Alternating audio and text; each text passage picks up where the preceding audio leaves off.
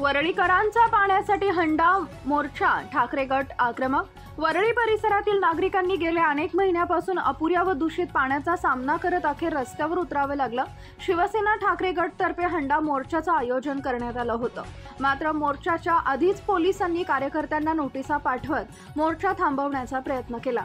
यावेळी कार्यकर्त्यांनी ठिय्या आंदोलन छेडलं आणि काही काळ तणावाचं वातावरण निर्माण झालं।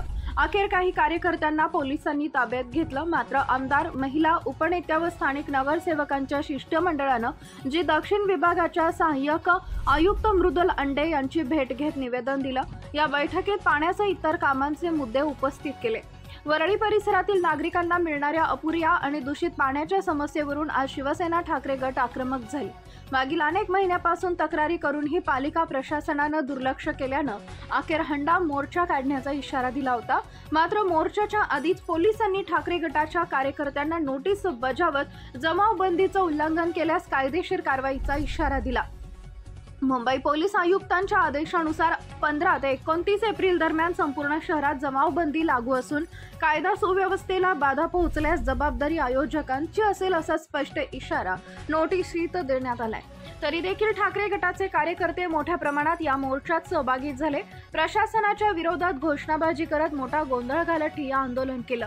यावेळी माजी महापौर किशोरी पेडणेकर, सचिन आहिर, आमदार सुनील शिंदे, स्थानिक पदाधिकारी आणि कार्यकर्ते मोठ्या प्रमाणात उपस्थित होते। विधानसभेच्या वतीने मी असेल, आदरणीय सुनील शिंदेजी असतील, किशोरीताई असतील, महेश सावंत असतील, विभाग प्रमुख आशिष चेंबूरकर जी आहेत, मंगीताई वरळीकर आहेत, स्नेहल आंबेकर जी आहेत, यांच्या नेतृत्वाखाली आम्ही हंडा मोर्चा काढण्याचा प्रयत्न करत होतो। परंतु आपण सर्वांनीच बघितलं असेल की ज्या हुकुमशाहीने संपूर्ण मुंबई शहरामध्येच हा मोर्चा आणि आंदोलन होऊ द्यायचं नाही, ही भूमिका सरकारने घेतली आणि सरकारच्या आदेशाचं पालन करत असताना पोलिसांनी अडवण्याचं काम आम्हाला केलं। असं असला तरी देखील आम्ही हा मोर्चा पुढे नेणारच ही भूमिका घेऊन हा शिष्टमंडळाच्या माध्यमातून आम्ही आता G-Southच्या संबंधित अधिकाऱ्यांना आम्ही भेटलो, त्यांना आम्ही निवेदन देण्याचं काम केलेलं आहे। परंतु कुठच्याही प्रकारे समाधान आमचं झालेलं नाही आणि आम्ही त्यांना सांगताना हे सांगितलं की हा विषय आम्हालाही माहिती आहे की मुंबई शहराशी संबंधित आहेत, कारण मुंबई शहराला पाणी देणारी जी 2-3 धरणं आहेत त्याची जी पातळी ही जी कमी होत चाललेली आहे,